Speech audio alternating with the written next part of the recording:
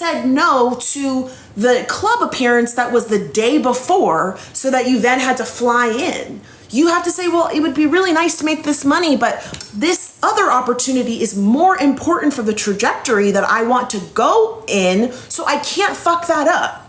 Club appearances, there's a club on every fucking corner. So like, you know, if that's the goal, then that's what you should be doing.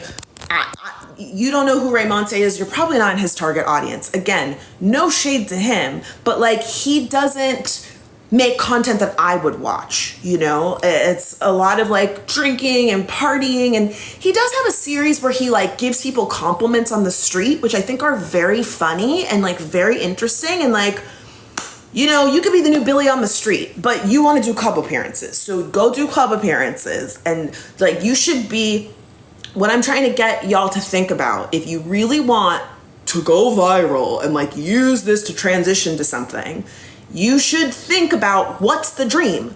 Do you want to make TikToks forever? Again, no shade. That's not what I want to do. I'm begrudgingly still here because TV is crumbling. But also, like, I've been here a long time, and I can give you genuine direction and feedback because I've watched all these people come and go. I don't, you know, it's so funny, like when there was the conversation around like who's deserving of certain brand deals and blah, blah, blah. Like, I don't have millions of subscribers, and I might do one brand deal a year. One. And guess what? It's a 5-figure deal. It's a 6-figure deal. And I don't have as many followers as, you know, certain people that have millions, but like, I wait for the right one. I'd rather do one a year than do like 50 little small bullshit ones that don't align with the vision that I have for myself, you know? Okay, sorry, I'm getting worked up. Let me scroll back. Well, technically, TikTok social media is what keeps stars relevant. Keke Palmer has leaned into that. Yes and no. It depends on what it all depends on what your goals are.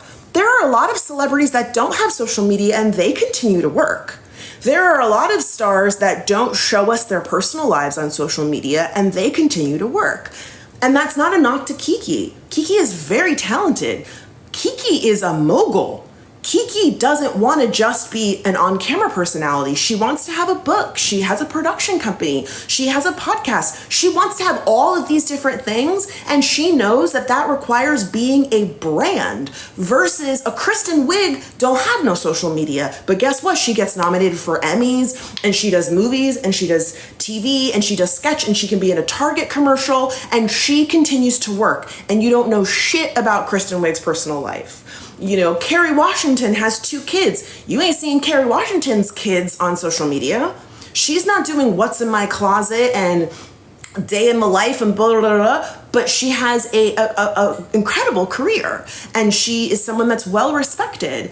Amy Poehler, great example. Very funny, very hardworking. She's a master at social media, but guess what? She's also not like giving you insight into her personal life. She's doing funny trends. She's showing you herself hanging out with other celebrities. She also doesn't need social media to stay relevant.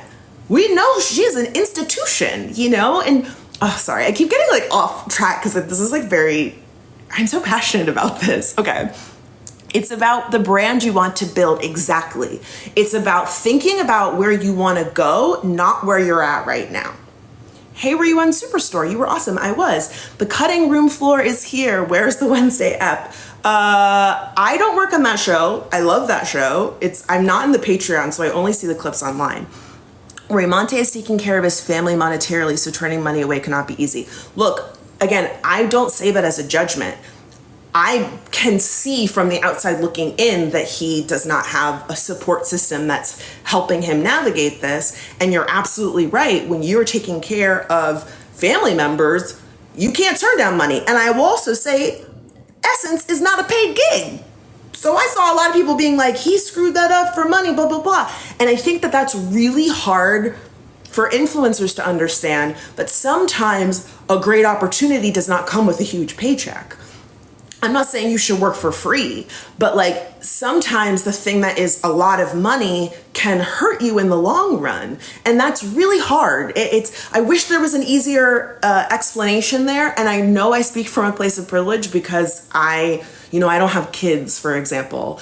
I do support my parents financially, but I also got a nice amount of my life where I got to play and try different things and whatever. And I'm not like in an obligation space. I'm not like, oh my God, my parents are going to be put out tomorrow. I'm like, my mom needs dental stuff. I got it. Let's go on vacation. The car needs new tires. I got it. My grandma's moving. I got it. Thank God. Again, not as a complaint. So his priorities, again, are going to be different. And it's just, that's why I didn't want to pile on. I saw so many people piling on and I felt like you just can't, it's so easy from the outside to be like, this is what they should do if you've never been there. And especially in the influencer space, when you've got a lot of followers and you're really hot, you are getting thrown so many opportunities and it feels overwhelming. And I say this as somebody that when it happened to me, I didn't know what to do. I was a wreck and I really lucked out that one, I was a little bit older. I was 29 when I went viral, when I first had my first big viral video. I had a great relationship with YouTube at the time. So I had support. I had money and savings because I had just won a big contest. So I had that money and savings, and then I went viral the next year and I made a bunch of money but I had already had a full-time job. So that's the other part of it is transitioning from college to full-time influencer or being a full-time influencer and you've never had a full-time job. I treat social media and all these other jobs like a full-time job. I clock in. That's why when people talk shit about me and my calendars, I'm like, yeah, but guess what? I don't miss a motherfucking deadline and a bill in this house is never late. You know why? Because I treat this shit like a job. I'm putting out a video every single day. I'm checking the analytics. I'm looking and seeing, how did this song do? How did this song do? What are people tagging me in? What are the comments responding to? What's going viral over here? Oh, people are talking about this thing. What's my take on it that's different? I'm not doing the same thing all of the time.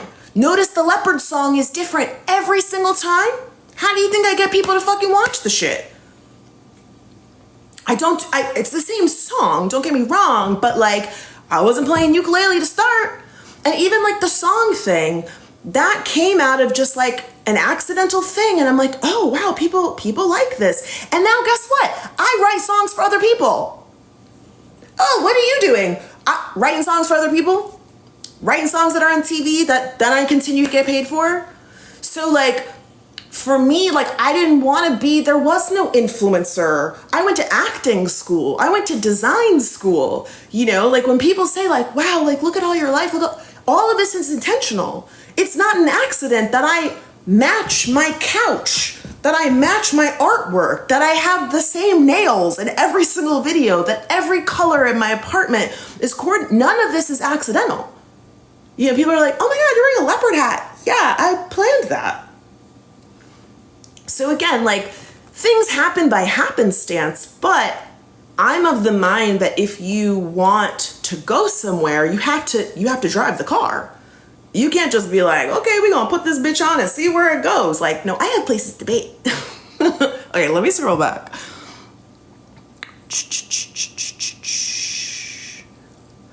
It's hard when there's no rule book to have to adapt accordingly. It's so hard. It's so hard. And what's so frustrating is watching people get taken advantage of, and homegirl will be fine. Huck to a girl, she'll be fine. But the people that are in her camp are doing her a disservice. Okay, Grace says, do you think the nature of celebrity has changed? Can you still be a breakout star without social media? Yeah. I think